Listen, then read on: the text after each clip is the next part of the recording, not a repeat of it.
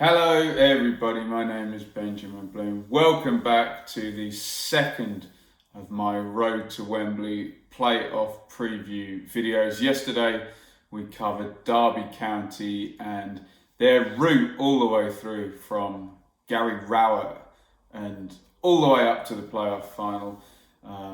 Check that out on the channel. Today we're going to do the same for Aston Villa, and we have to start pretty much in the same place, or rather one game later, 26th of May last year, Villa lose in the playoff final 1-0 to Fulham. Fulham play the last 20 minutes of that one with 10 men after Dennis Adoy sent off, but Villa under Steve Bruce can't really do anything about it, don't really lay a glove on Fulham and lose the playoff final, and that will be it for these big names who were brought in not for big transfer fees but on big wages and on loans. John Terry last game, Robert Snodgrass, Lewis Graben, Sam Johnston, all the high wage earners that Dr. Tony brought in to try and get Villa up under Steve Bruce.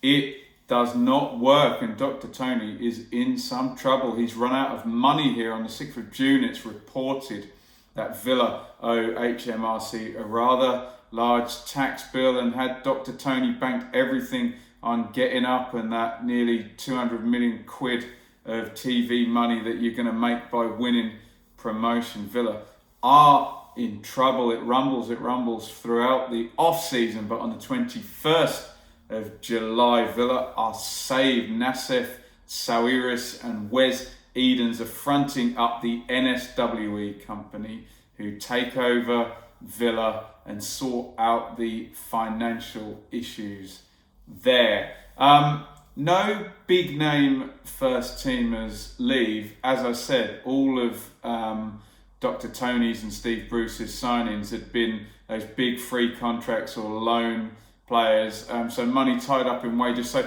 one thing they did well there was the liabilities were gone, but no one to particularly flog to make money. So that all needs to come from NSWE. Amavi, Galini and Gill all depart back out to Europe, all considered flops at Villa, but money brought in back from them. Tuanzebe returns before the season starts, back on loan from Manchester United. He'd been there last season as well. But it's pretty much as you were, and Villa start the season at Hull with a 3-1 win, and then the doors open up. Nyland comes in goal, 2.7 million from Ingolstadt. John McGinn arrives from Hibs for 2.8 million, and we get to game number 2, and Villa very late winner over Wigan. Bit of a pattern here with some late goals. Bjarnason in the 94th minute. Third game for Villa though, a 1-1 draw at my team Ipswich, against 10 men for a long time. Ipswich obviously destined to finish bottom. The first signs of some problems here for Steve Bruce, not getting that third win there, but still a good start, 7 points from the first 3 games. El Ghazi arrives on the 22nd of August from Lille. He's a winger. £1.8 million on the loan fee reported there, and Villa draw at Brentford, or Villa draw rather at home to Brentford 2-2. Another late goal, Kodja in the 95th minute. On the 25th of August, Yannick Bolasie arrives, another winger on loan from Everton, once a £30 million player, Bolasie. Villa draw at Reading, and another late goal. Sorry, again, I've got that wrong. They draw at home to Reading. 93rd minute equaliser, Bulldog puts that one in. So a few draws, a couple of wins. Villa still unbeaten, and we get to the end of August, and big signing here. Tammy Abraham comes in on loan from Chelsea. So again, no big fees dropped, but El Ghazi, Bolasie and Abraham all arriving in on loan, replacing the likes of Snodgrass and Graben up front. Terry and Johnston kind of replaced by Nyland and Tuanzebe as well. So all the business is done, all looks all right really, but immediately Villa lose 4-1 at Sheffield United. They go to Blackburn and draw 1-1, and again relying on Conor Hourihane sticking one in the 93rd minute. They're down in 12th place, no wins in 5 now, and the fans are rounding on Steve Bruce. They beat Rotherham 2-0. We get that amazing goal by John McGinn against Sheffield Wednesday, but ultimately they lose 2-1 at home here. On the 28th of September, they draw 1-1 at Bristol City, and we're approaching the international break. And Villa go into the game against Preston, who are bottom in 15th position. It's 1 win in 8 as well. The natives are restless. A 3-3 draw in this one. Another incredible late show. There's a late equaliser, and then Glenn Wheeler misses a 96th minute penalty to give Villa the win. So they don't win again, and we see the rather cruel cabbage thrown by a Villa fan at Steve Bruce. All is not well, and 2 days later, Steve Bruce gets the boot. 1 win in 10. Huge spend in that first season when Lansbury and Hogan and Codger, and I'm probably missing loads more, but lots of players coming in. I think 88 million spent in one transfer window there. Didn't get them up. Next season it was loans and high wages, and they lose in the playoff final. Problems in his personal life as well. Both Steve Bruce's parents passing on in quick succession, and everything all coming on top, and Bruce dismissed on the 4th of October. One more game before the break. They lose to Millwall. Villa go into the October international break in 15th spot, not looking good at all. On the 10th of October, Dean Smith is hired. He's a Villa fan. He's been doing a good job with the statistical lovelies Brentford down in West London. John Terry, much to the pleasure of the national journalists, because there's a name that they can actually know without doing their research, as they don't tend to on the Championship. He comes in on Dean Smith's staff. We know Dean Smith's football is very patient, all done on passing, undervalued players coming in, high on the XG table all the time with Brentford. This is what we expect to see. He starts with a win against Swansea, but quickly 2 defeats at eventual champions Norwich and at QPR, who are in good form at this point. So not places you want to go when you're trying to bed in a new system to players. Remember, different styles. Bruce more pragmatic, stick to your position. Whereas Smith is going to be a bit more fluent, flowing, passing football. We think there's a win over Bolton, and then we start to see the first good work by Smith. Monday's opponents, Derby, are dispatched 3-0 away from home. There's that glorious Alan Hutton goal as they win the Birmingham Derby 4-2 against Birmingham. 5-5, ridiculous draw against Forest, showing the open but attacking nature. Then the impressive run continues. They go to Borough, who are well up there at this point, and win 3-0. And Villa go to the Hawthorns on the 7th of December in 8th place, already jumping 7 places under Dean Smith. Quite the impressive start, although we know somewhat of a regression to the mean, that given Villa's players and their spend, they shouldn't have been down in 15th in the first instance. So we go to West Brom for this kind of key moment of the season. It's a 2-2 draw. El Ghazi gets 2 for Villa. Late handball, dodgy goal by Rodriguez, but out goes Jack Grealish, and he is going to miss the next 3 months of the season injured. We're not going to see him until there's about 12 games to go. So key moment, 15th of December. It's a 2-2 draw against Stoke. Stoke drew against everybody. But after this one, Tuanzebe injures his foot in training. So players starting to drop off now for Villa, important players as well. Villa lose just before Christmas, 3-2 at home to Leeds. Real match of the season contender there. I still thought at this point, don't worry, Villa will be fine, and they go to Swansea and win. Some of the loan deals that Steve Bruce have done are now reversed. So Tommy Elphick returns to cover at centre-half. Jed Steer returns after an injury to Nyland in goal as cover, because Kalinic also arrives in goal, 5.4 million quid for him. Villa draw 2-2 on New Year's Day against QPR. In comes Courtney House on loan from Wolves, and it's a horrendous performance on the 12th of Jan. Thrashed 3-0 at Wigan. Very, very surprising. We get to the 19th of January. Villa draw 2-2 at home to Hull. Hull had been on fire, but it's now 1 win in 7th. No Grealish, no Tuanzebe. Villa down to 13th, 7 points off the playoffs. Back goes Yannick Bolasie to Everton. Dean Smith does not fancy him, frees up some wages. Villa win against hapless Ipswich, but maybe a bit of a false dawn. And James Chester is now done for the season. He is injured as well, so real problems there at centre-back with no Tuanzebe or Chester. We get to the end of the transfer window. Frederick Guilbert signs from Caen for 4.5 million. He's going to play right back, but he's loaned straight back as part of the deal. Looks like a real Dean Smith signing, that one. Tom Carroll looks like a good signing on loan from Swansea. And Tyrone Mings, very important moment. He joins on loan from Bournemouth to cover at centre-back. He makes his debut at Reading in a 0-0 draw and infamously treads on Nelson Oliveira's face. Lots of people cry foul. Nobody will really know whether that was naughtiness or accidental. On the 8th of Feb, I'm at this game. Sheffield United turn up at Villa Park and absolutely pummel Villa for the first 18 minutes to be 3-0 up, and then a very odd collapse, a couple of set play goals and some dodgy goalkeeping from Dean Henderson, and Villa get it back to 3-3, but no bounce after this. They lose on Dean Smith's return to Brentford 1-0.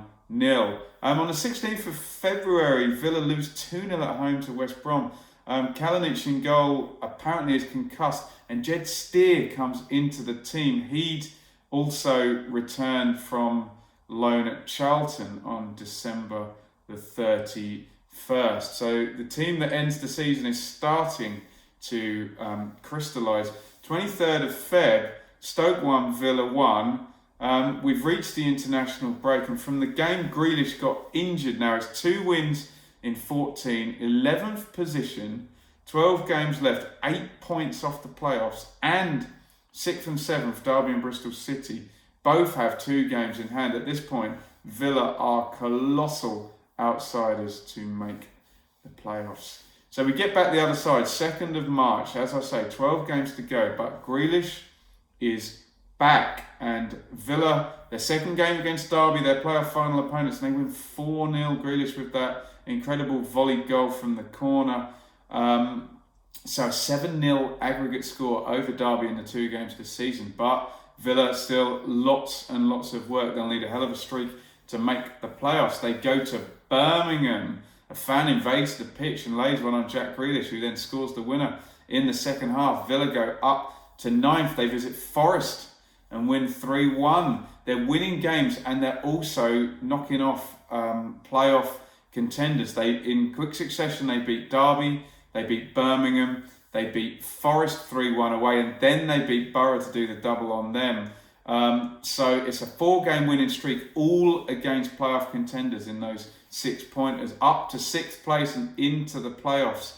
No sooner is Grealish back. 2-1 win over Blackburn, and they're up to 5th place, 5-game winning streak. They go to Sheffield Wednesday. They look like they're going to draw this one, but 2 late goals, and it's a 3-1 win there. Tuanzebe makes his return there, plays 37 minutes in that game. And on the 10th of April, they travel to Rotherham. They win 2-1 for what is their 1, 2, 3, 4, 5, 6, 7th, 8th straight win, 7th straight win, and this is the point where I think Smith reaches the best balance of a Villa team in his tenure in charge. He's got Taylor and El Mohammadi, natural wide fullbacks. Mings and Tuanzebe, again, a left foot and a right footer, and both can receive the ball and play passes out from the back, which is what he wants. Adoma and El Ghazi, very, very much natural width down the side. Hurahan is a good passer as opposed to, say, a Jednak or a Whelan,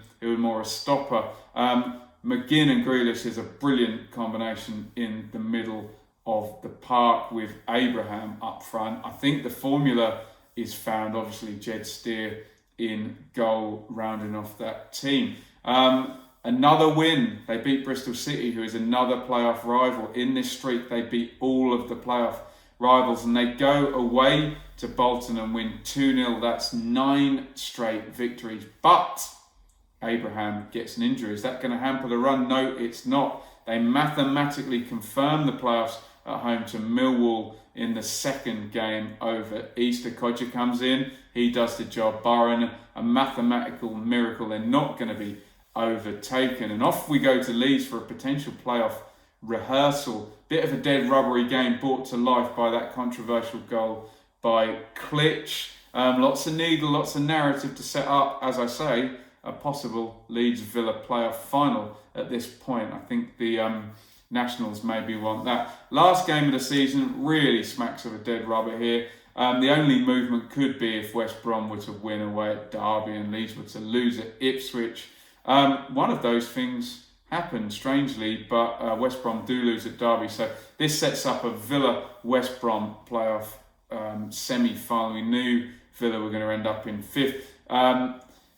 We think Abraham's possibly on the cusp of fitness here, but they don't need to use him because the playoffs are confirmed. McGinn is on 14 yellow cards. He is not risked. Grealish is rested. Mings is rested. So Norwich get the win at Villa Park on the last day of the season. And we're set up for a Midlands playoff semi-final, Villa versus West Brom. Off we go to Villa Park on the 11th of May. I am there. The team is now settled. Abraham can make his return. He's been out since the Bolton game. McGinn can come back in with no risk of suspension. Grealish can come back in. Mings is fresh, but West Brom take the lead. A mistake from Whelan and a breakaway goal from Dwight Gale. But Villa stick to their principles, and it's a bit of a triumph for Dean Smith this game. No crazy substitutions made, no change of shape, no change of system, no change of philosophy, and in the end, they knock West Brom over. A couple of late goals, Hurahan the sub, and then Grealish wins the penalty. He sets up Hurahan, obviously, for the first goal and wins the penalty for Abraham to knock in the second, and they go to the Hawthorns with the lead. But a bit cagey, a bit cautious, don't get their rhythm. They concede from a long throw and actually lose the game in the second leg at Villa. But remember, we are playing 180-minute matches now. So 2-2 at full time, 2-2 at the end of extra time. Here we go, penalties. And the guy brought back on loan from Charlton saves the first two. Jed Steer doing the business there. Adoma has the chance to win it, rushes his penalty and blasts it over. So Abraham does the honours and puts Villa into the playoff final. They win 4-3 on penalties. And if you wind back to when Grealish came back on the 23rd of Feb, when they drew with Stoke, way back, 11th position, 8 points off, and comfortably into the playoffs in the end due to that incredible 10-game winning streak. The return of Grealish, obviously incredibly pivotal in that, and finding that balance. It took him a long time, Smith, through that run without Grealish, but finding the balance of fullbacks, centre-backs. Obviously Grealish was his best player and he missed him a lot. But out wide as well, I remember Kodja had a long time out wide before it was El Ghazi, and Adoma settled in those positions. He found the formula, he found the winning streak. Some people watching this would say, well, Villa should have been up there anyway, but it took time to transition through Steve Bruce, through into that team. I contend when they get to the 10th of April and they get to Rotherham, you know what Dean Smith's best team is at that point. And that team, as always, involves players that don't start the season. Obviously, there would have been a plan to get Abraham in there, but he doesn't start the season. Mings isn't there at the start of the season. El Ghazi isn't there at the start of the season. And that's the way it works sometimes. But Villa end the season, they're in the playoff final, their second consecutive playoff final. That is my story of their road to Wembley. I think Dean Smith does a good job in the end. Big picture, big club like Villa should be in the top six, but he had to do some work to get them there. We'll do a proper preview of the actual match, but if you've enjoyed watching this, check out also, I did exactly the same for Derby County's run up to Wembley yesterday, so a good companion piece to this one. If you're a Villa fan, let me know what you think in the comments. Have I picked out the key moments, and do you agree with my perception of the arc of the season and the things falling in just ahead of that 10-game winning streak? And obviously the pattern of play set up probably way before that, and Villa in the end good value as playoff finalists. Get your comments in on all of that good stuff. Hit the subscribe button and hit the bell for notifications for championship content. Follow me on Twitter at Benjamin Bloom, and I will see you for my full-on preview of the match. Thank you for watching.